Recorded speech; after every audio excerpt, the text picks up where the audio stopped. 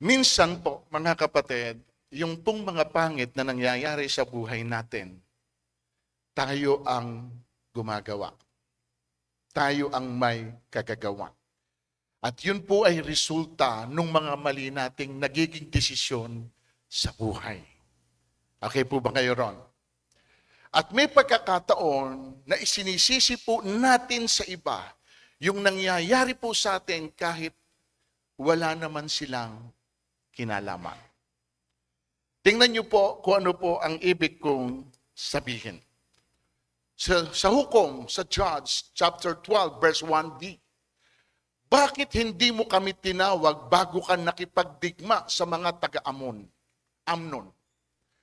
Dahil sa ginawa mong yan, susunugin namin ang bangay mo at itatambakan namin doon.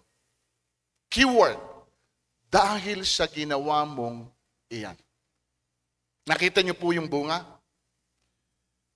Nagsanhi po ito na yung pong tao ay sunugin maging yung bahay niya dahil lang po sa ginawa niya.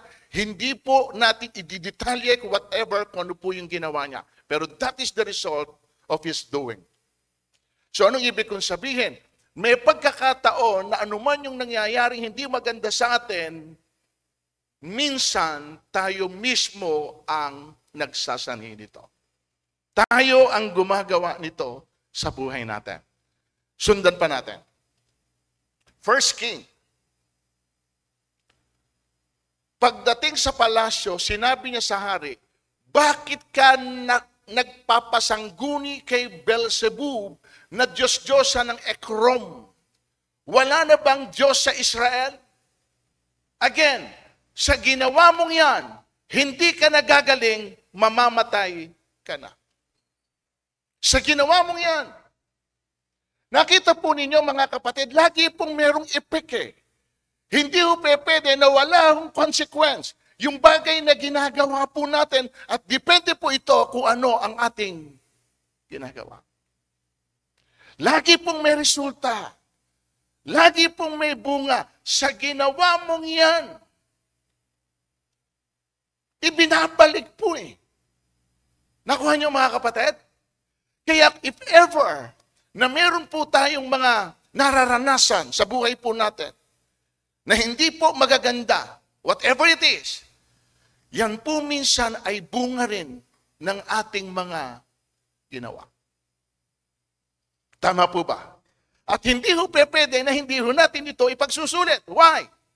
Lahat ng gawin natin, hayag man o lihim, mabuti man o masama, isusulit natin sa Diyos. Kita niyo? So ano po mensaheng pinaabot sa atin dito? We should be careful. Saan? Sa bawat bagay na ginagawa po natin sapagkat meron po lagi itong ibinabalik sa atin.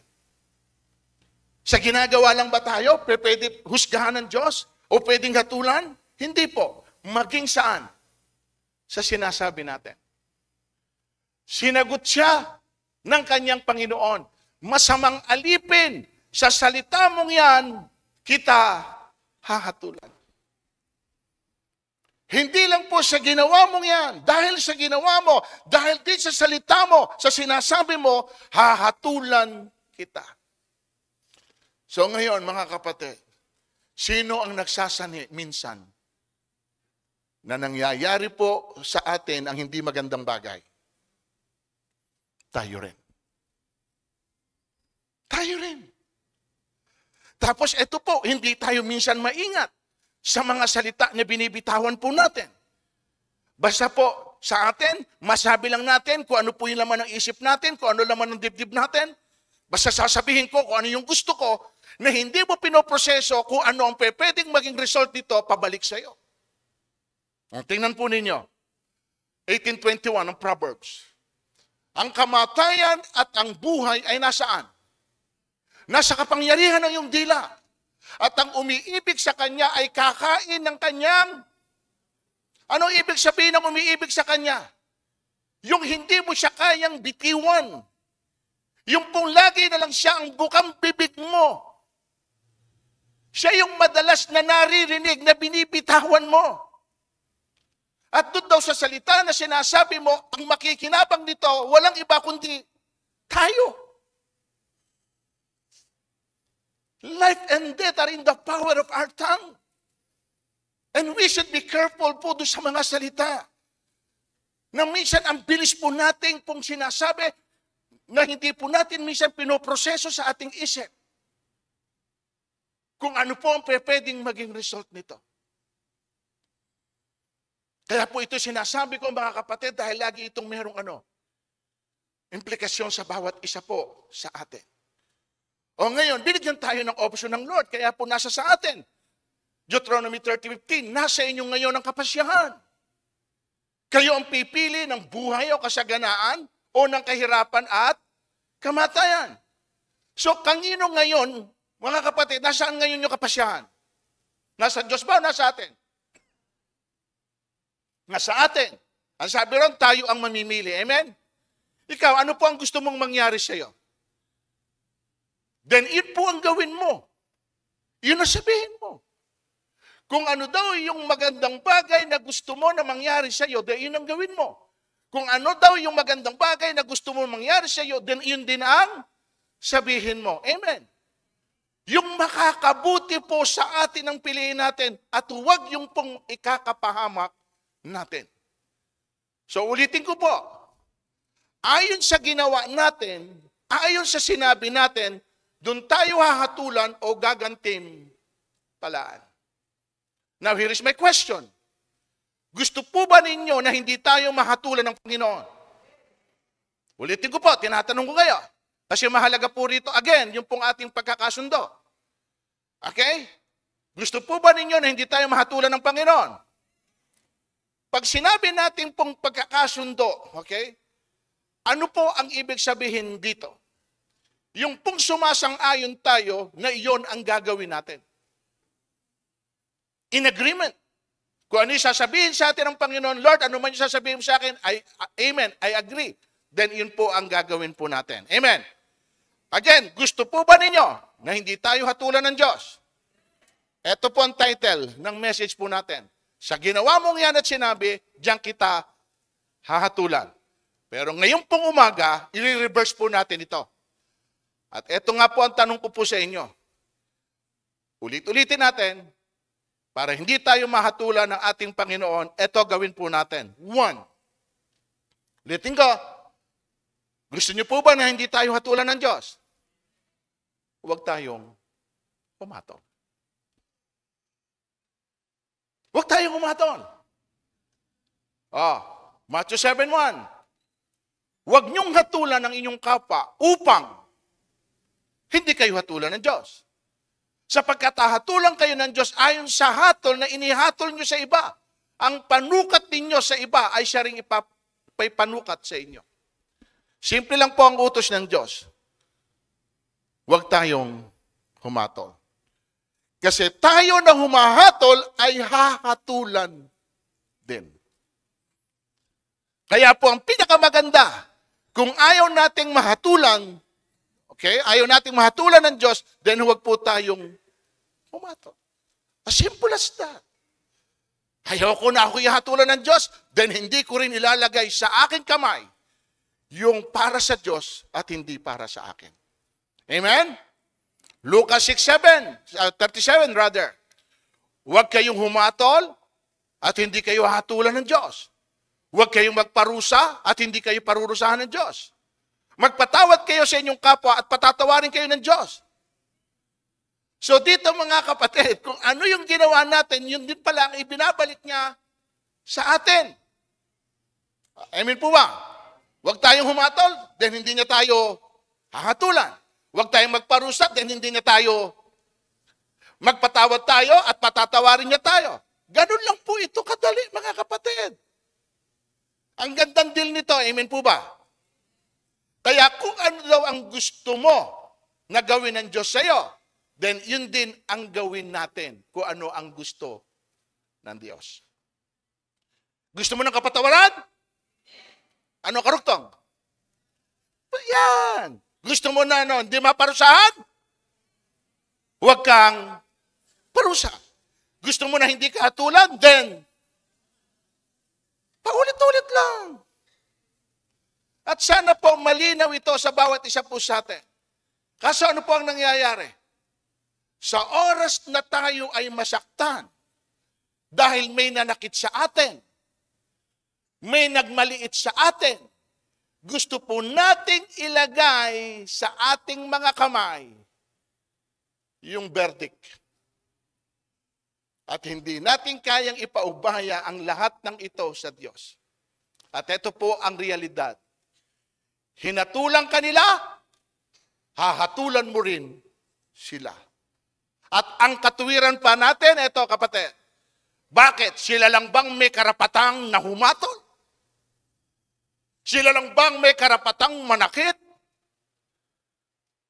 Hindi ho natin kayang magparaya, hindi natin kayang umunawa. At dahil masama ang loob natin at meron tayong hinanakit, mga kapatid, bakit ko po ito sinasabi sa inyo? Dahil ito po ang pangalawa. Huwag kang magtanim ng hinanakit o sama ng loob. Sabihin mo sa katabi mo, parang nararamdaman ko, meron niyang hinanakit. Meron niyang sama ng loob, hindi lang nagsasalita. Ayan, ramdam na ramdam ko, papakiramdaman mo rin kahit papano. Amen. O, bakit? Mga kapatid, tingnan natin. Sabi po sa Santiago 5:9, huwag kayong maghinanakitan, mga kapatid. Upang hindi kayo ano? O, nakita nyo? May hatol ng Diyos sa paghinanakit lang sapagkat malapit na ang dumating ang hukom. O, tanungin natin ngayon ang ating mga sarili. Sino rito sa atin ang hindi naghinanakit at walang hinanakit? Mga sinungaling. Amen. Lahat po tayo, one way or the other. Lahat tayo nakaranas na na maghinanakit. Amen. Naranasan din natin ang sumama ang ating, lahat tayo dumaan dito. Amen. Bihira siguro dito sa atin na magsasabi na wala siyang hinanakit. Probably ngayon. Salamat sa Diyos. Wala kang hinanakit ngayon. Pero bukas. Alin ang totoo? Marami po sa atin maging Kristiyano na meron pa rin hinanakit sa isa't isa. At ang masakit, hindi lang ngayon, yung hinanakit niya ang tagal ng panahon. Hindi makaget over. Amen ba mga kapatid? Ang hindi po natin alam, may hatol na dala ang Diyos dito. Ang tanong, hanggang kailan mo kikimkimin ito? At sino sa palagay nyo ang nahihirapan? O alam mo pala,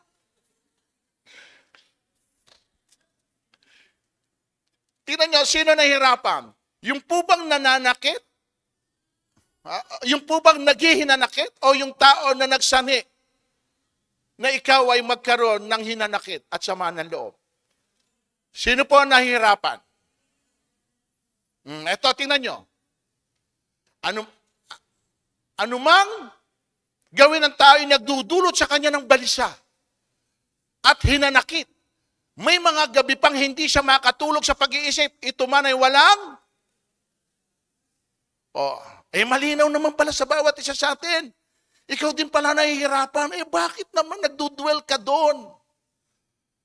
Bakit naman ini-entertain mo yung mga bagay na pwedeng magpasama ng loob mo? Magdulot ng hinanakit sa iyo. Ba't ini-entertain mo?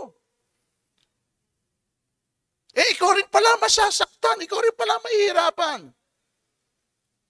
Nakita niyo po rito, hindi siya makatulog. Samantalang yung nanakit sa iyo, hilik ng hilik. Tulog na tulog. Samantalang ikaw, kapatid, isip ng isip. Hindi mo matanggap. Bakit nga nagawa sa akin ito? Sino ba siya? Siya na lang lagi ang laman ng isip mo. Tama ba mga kapatid? Ano sabi dito? Walang kabuluhan. Meaning wala pa lang saysay na maghinanakit ka o sumama ang loob mo. Dahil wala naman daw magandang maidudulot ito sa buhay mo. Amen. O ba't mo pahirapan ang sarili mo? Kung pwede mo naman palang pagaanin.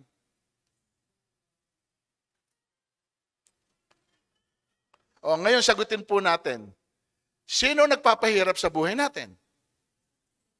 Yung malakas. O ngayon, tanggap nyo. Tayo rin. Huwag nyo isisi sa iba. Kung nahihirapan ang loob mo, ikaw din ang gumagawa nito sa sarili mo. Kasi kinukuha mo eh. Yung pag sinasabi natin yung mabigat, bakit mo yung magaan, bakit mo pabibigatin? Pwede naman palang maging magaan. Tama po ba mga kapatid? Napakasimple lang nung ating pinag-uusapan. Pero ito po yung araw-araw na hindi ho natin ma-overcome. Kahit ano pa ang gagawin natin na mas malalim, doon po sa ina-expect ninyo, na pwede natin gawin sa Panginoon, kung dito pa lang sa mabababaw na ito, ay hindi po natin mapagtagumpayan, I don't think may mararating tayo. Amen? Timothy, sa lahat ng dako, nais kong ang mga lalaki ay manalangin na may malinis na puso, walang sama ng loob at galit saan. Ba't ang sinabi rito, manalangin? Gusto ko wala silang sama ng loob. Sapagkat yung palang galit at sama ng loob ay pwedeng maging hadlang sa atin pong mga panalangin. At kahit ilang beses tayong manalangin, kung hindi po natin natatanggal yung nasa sa loob natin, ano pong ina-expect natin na sasagutin tayo ng Diyos kung meron po tayong dala sa dibdib po natin? Sabi ron, gusto kong manalangin sila na may malinis na puso. Aside from that, yung wala silang sama ng loob at galit sa kapwa. Kaya po, tama po yung sinabi ng Panginoon sa Matthew 5:23, tinan nyo. Kaya't kung maghahandog ka sa Diyos at maalala mo na may sama ng loob sa iyo ang kapatid mo, hindi ikaw ang may sama ng loob. Yung pong kapatid mo. Pero ikaw ang pinapupunta doon sa kapatid mo na may sama ng loob sa iyo. Ito katiwiran natin. O siya masama loob sa akin, basta ako wala akong sama ng loob sa kanya. Wala akong pakialam. Ba't ako pupunta sa kanya? Hindi naman ako may sama ng loob, siya may sama ng loob. Listen, sinong nasa templo? Yung may sama ng loob o ikaw? Ulitin ko pa. Ba't ako lang? Tayo lahat ang nasa templo. Ako lang tinuturo nyo eh. Di ba? O sabi ron, kaya't kung naghahandog kayo sa Diyos at maalala mo na may sama ng loob sa iyong kapatid mo, maalala mo, pupunta ka sa templo, sasamba ka, naalala mo, may masama pa ng loob sa iyo, huwag ka muna raw maghahandog. Bakit? Walang saysay yung ihahandog mo kasi hindi ito matatanggap ng Diyos. Hanggang hindi ka nare-reconcile doon po sa tao na may sama ng loob sa iyo. Lalo na't ipinaalala sa iyo ng Panginoon nung araw na yon na pumupunta ka sa templo. Anong purpose ng Panginoon? Ayaw niya na masayang yung lahat ng gagawin mo para sa Kanya. Nakita niyo? Pwede palang maging hadlang yon. O ngayon, sa kinaupuan mo, mag-isip ka, sino yung mga naiwanan ninyo sa labas? Kapitbahay nyo, kamag-anak ninyo, kaibigan ninyo, kapatid nyo. May sama ng loob sa inyo. Hindi nyo napahiram. Marami kasing pwedeng magsanhi. Amen? Minsan nga, sumasama ang loob ng iba. Hindi mo nga alam na masama ang loob nila eh. Wala kang kamalay-malay. Paano nangyari? Ano ba nagawa ko? Nagtatanong ka pa, may nasabi ba ako? Meron ba akong nagawa na nagsanhi sa kanila na sumama at ginanakit sila? Meron? Wala kang maisip. Pero nasabi, may sama ng loob sa siya, anong katungkulan natin? Bago daw tayo pumunta sa templo, makipagkasundo tayo. Puntahan natin. Balita ko, may sama ka raw na loob sa akin. Ano yung kinasasama ng loob mo? Ha? Gaganunin mo. Gaganunin mo. Pupunta ako sa templo, nagiging hadlang ka. Ano ba? Gusto mo makipag-ayos o ayaw? Paano makikipag-ayos siya? Galit na galit ka. Amen? Kailangan makita po sa atin yung pong humility, yung kababaan ng loob. Okay? Kahit alam mo na wala kang kasalanan, sila ang may problema, sila ang dahilan, okay lang. Doon mo ipakikita na meron kang Diyos. Amen ba mga kapatid? Hallelujah! So, iwan mo muna ang iyong handog sa harapan ng dambana, makipagkasundo ka sa Kanya, saka ka magbalik at maghandog sa Diyos. O, sabi sa Kolosya, tingnan nyo. Basahin natin sabay-sabay. Ngunit ngayon,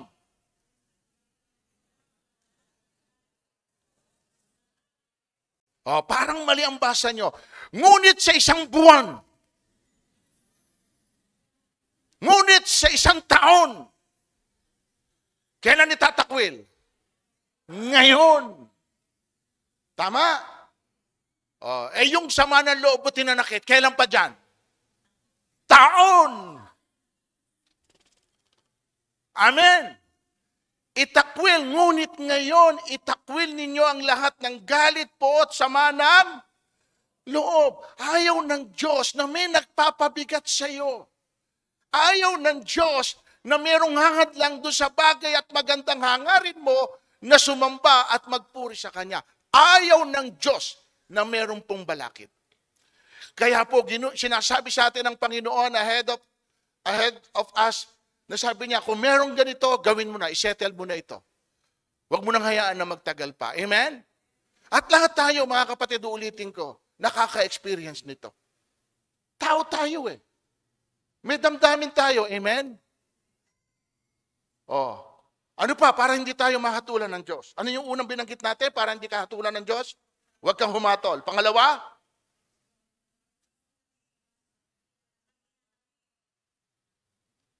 huwag kang magtatanim ng galit at sama ng loob. Huwag kang maghinanakit. Amen? Pangatlo, kapatid, para hindi tayo parusahan ng Diyos, magsabi ka ng totoo. Sabi mo sa katabi, magsabi ka ng totoo. Kanina ka pa nagsisinungaling eh. Amen? Ito, tingnan nyo. Sorry. Ayan. Ngunit higit sa lahat, mga kapatid, huwag na kayong manunumpa. Huwag niyong sabihin, saksi ko ang langit o saksi ko ang lupa. O saksi ko ang ano paman. Sapat nang sabihin ninyo, oo kung oo at hindi kung hindi. Upang hindi kayo hatulan ng Diyos. Bakit mga kapatid, parang napakahirap magsabi ng totoo? Dahil iniisip natin na masakit po, na makakasakit tayo? Doon sa totoo na sasabihin mo? Yun po minsan ang iniingatan natin eh. Kaya hindi natin po madiretso na masabi sa Kanya kung ano totoo. Amen. At bakit naman po tayo magsasalita kung hindi naman inihingi yung opinion mo? Tama ba? Maliban lang na mismong galing sa kanila at hinihingi. Sabihin mo nga sa akin kung ano totoo. O doon ka lang magsalita. Kung hinihingi sa iyo na ikaw na mismo magsabi, gusto kong malaman, ano ba talaga yung totoo? Sabihin mo nga sa akin. Amen? At bago naman po natin sabihin yung totoo, tanungin mo muna po siya, nakahanda ka ba talaga na marinig at malaman yung totoo? Kasi minsan po kahit sabihin niya, oo, nakahanda ako, pero oras na sabihin mo, nagre-react na eh. Tama hindi? Ganun po tayo, nature natin yun. Amen po ba?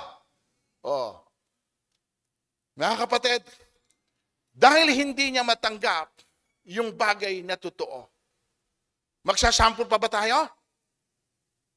Gusto niyo bang magsample pa tayo kung ano totoo? Sige, magsample tayo. Halimbawa, may nagsabi sa iyo ng ganito. Sabihin mo nga sa akin yung totoo. Sabi nila, engot daw ako. Totoo ba yun? Ano sasagot mo? Palitan natin engot. Pangit daw ako. Ano sasagot mo?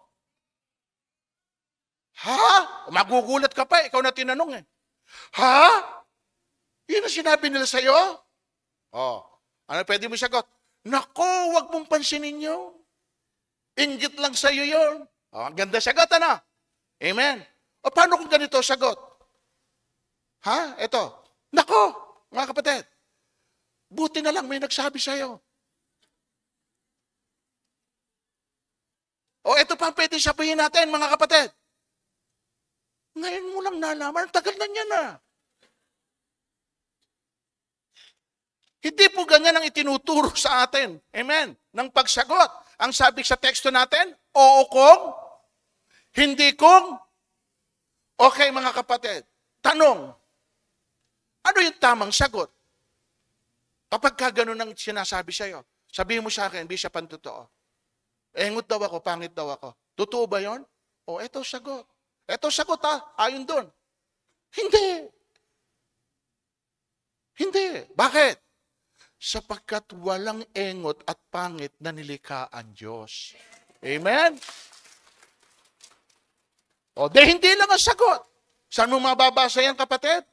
Sa Awit 139 verse 14, we are fearfully and wonderfully made. Sila nagsasabi noon, pero hindi ang Diyos. Amen po ba? Pero yung totoo talaga, sabihin mo sa akin. Parang hindi kumbinsido eh. Ganon po tayo mga kapatid, parang hindi tayo nasasatisfy, doon lang siya isasagot sa atin. O sa ibang pangyayari naman, wag po tayong pasumpa-sumpa pa. Ano po ibig sabihin? Yung pong sagot natin ganito, sumpaman, pexman, cross my heart. Wag daw po tayong paligoy-ligoy, straight to the point. Kung oo, oo. Kung hindi, hindi. Dahil anuman daw sabihin natin na higit doon, kasinungalingan na po. Hindi na raw po yung totoo. Amen ba mga kapatid? At ito rin ang gagamitin sa atin para mahatulan po tayo. Kaya minsan mga kapatid, learn how to, di ba? To sip. Sabay-sabay nga tayo. Nakasipper na? Wala na dapat lalabas dyan. Amen? Tingnan nyo po yung isang mangmang. Tingnan nyo. Mangmang ito Ang mangmang na hindi madaldal, ano isip? Marunong. Kung hindi siya magsalita at ang bibig ay laging tikom. Kita nyo? Isang mangmang. Mangmang siya, pero kapag hindi pala siya nagsasalita, ang iniisip mo, marunong. Pero oras na magsalita na, doon mo makikita kung anong laman niya. Kung wala ka naman talagang alam, huwag ka na lang magsalita. Sapagkat doon sa sasabihin mo, doon tayo mapapahiya. Ang lata daw na walang laman, maingay. Ang ilog na mababaw, mababaw. Ayaw niyo siyang magot Ang ilog na mababaw, maingay. Pero ang ilog na malalim, tahimik. Di ba? Yun po ibig sabihin. O, nakakailan na tayo? Ano yung una? Huwag kang humatol. Pangalawa, huwag kang magkikimkim. Pangatlo, magsasabi ka ng totoo. O, ito po yung pang-apat. Magdadagdag ako ng isa, Huwag kang maglilihim sa Diyos. Roma, ayon sa magandang balitang aking ipinangangaral, mangyari ito sa araw na ang mga lihim ng lahat ng mga tao ay hatulan ng Diyos sa pamamagitan ni Kristo Jesus. Ang mga lihim ng lahat ng... So meron po tayong mga lihim at lihim. Pero ang lahat ng yan, isang araw daw ay hatulan ng Diyos. Kaya kung may magagawa tayo ngayon pa lang, aminin na natin ito sa ating Panginoon, mga kapatid, nang tayo po ay makalaya mula po doon. At ito po magandang maisagot, mga kapatid, kung sakali. Ito, tinan nyo. Tinalikuran na namin ang lahat ng lihim na kahiyahiyang gawain. Tinalikuran na namin.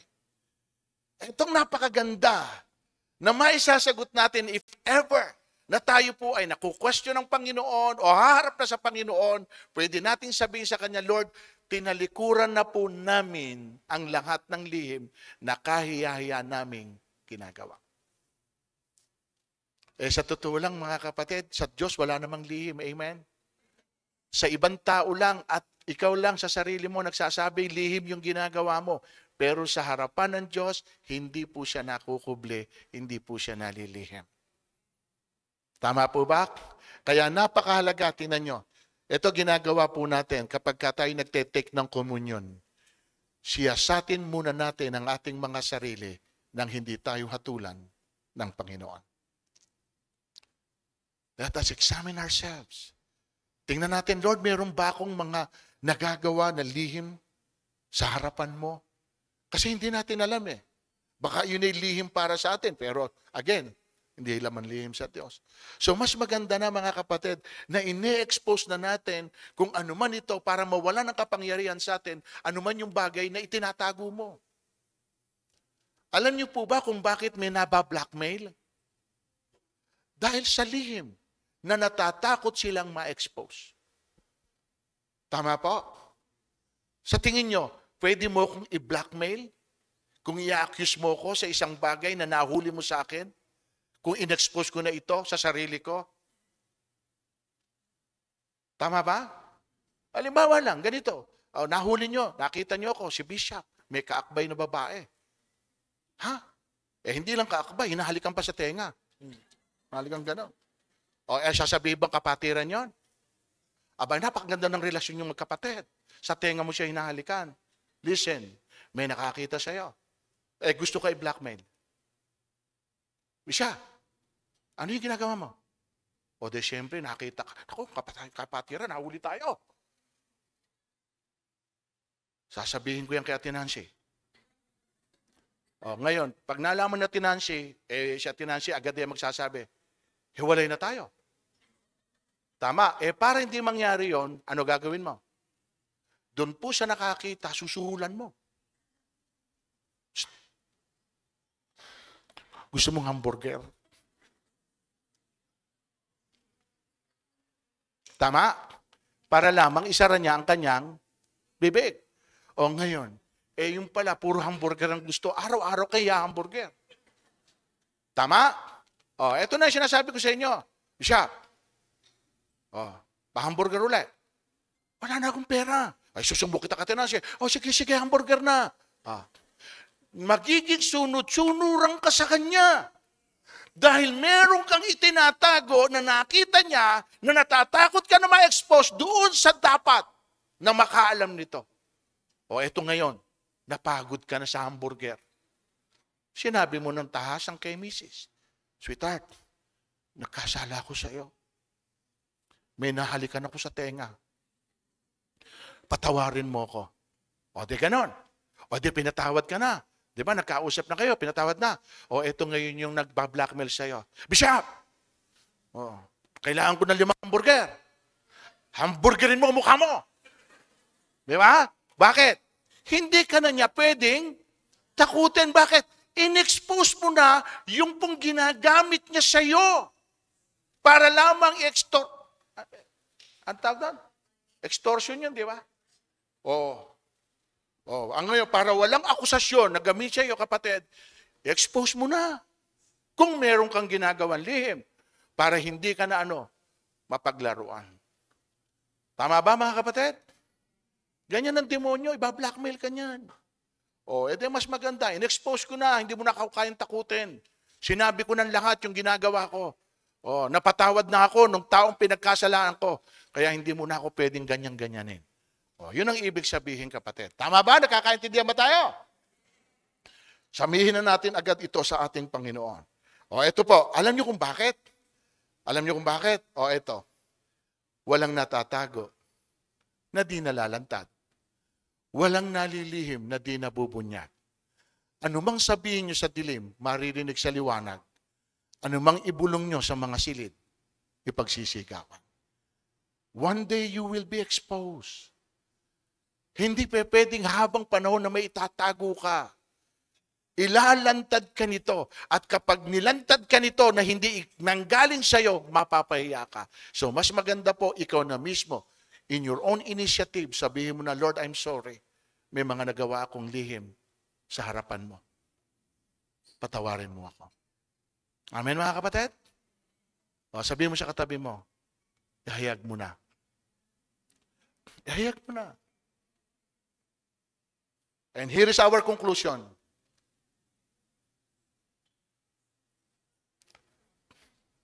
Kung gusto po natin talaga na hindi tayo mahatulan ng atin pong Panginoon at hindi natin maranasan yan. Dalawang bagay, kapatid. Yung tayo po ay manalig sa Panginoon, okay? At ano pa? Makinig at manalig at yung makipag-isa po tayo sa ating Panginoon. John 5, sinasabi ko sa inyo, ang nakikinig sa aking salita at nananalig sa nagsugo sa akin ay may buhay na walang hanggan, hindi na siya hatulan, kundi inilipat na sa buhay mula sa kamatayan. Ang nakikinig sa aking salita, hindi ko hatulan. Ano yon? Yung narinig ninyo ngayon ng mga bagay na dapat nating gawin, na nagsasanhi para tayo ay hatulan ng Panginoon, kung hindi na po natin gagawin yung mga binanggit dito, yun ang sabi ron, nakikinig ng salita ko, hindi ko hahatulan. And doon po sa pangalawa, Roma 8:1, kaya nga hindi nahahatulang maparusahan sino? Ang mga nakipag-isa kay Kristo. Yung ibig sabihin nakipag-isa. In agreement again. Sumang-ayon ka, Lord. Lahat ng sinabi mo, na narinig ko, lahat ng gusto mo, sasang-ayunan ko. Makikipag-isa po ako doon sa gusto mo at yun din ang gugustuhin ko. Then, hindi na po tayo hahatulan ng Diyos. Amen? Amen? Napakasarap na marinig nito. Can you imagine? Nakaalis tayo dun sa hatol. Harap tayo sa Panginoon at pwede natin sabihin sa sarili natin, wala nang paghatol sa atin ng Panginoon. Hindi tayo hahatulan tulad ng mundong ito na darating ang araw na hahatulan ng Panginoon. Bakit? Sapagkat yung mga bagay na may hatol sa buhay natin, na nagagawa natin, na nasasabi natin, ang lahat ng iyon, in-eliminate na po natin sa buhay natin. So therefore, ano bunga nun? Wala nang judgment pang pwedeng gawin sa atin ang ating Panginoon sapagkat pinakinggan natin yung mga salita na sinasabi niya sa atin. Amen? Mahalagang bagay po ito, mga kapatid. Paalala lang sa inyo. Lagi itong mangyayari araw-araw. Hanggang nandyan tayo sa mundong ito. Hanggang may mga tao na nakapaligid sa iyo, may tendency na tayo ay makapaghatol. May tendency na ikaw ay sumama ang loob at maginanakit. May tendency na tayo makapagsinungaling dahil ayaw nating makasakit ng damdamin ng iba sa pagsasabi natin ng totoo. At may pagkakataon, mga kapatid, yung pang-apat nating sinabi, ano po yun? Huwag tayong maglilihim sa atin pong Diyos. Palakpakan po natin ang Panginoon. Tayo po lahat ay tumayo.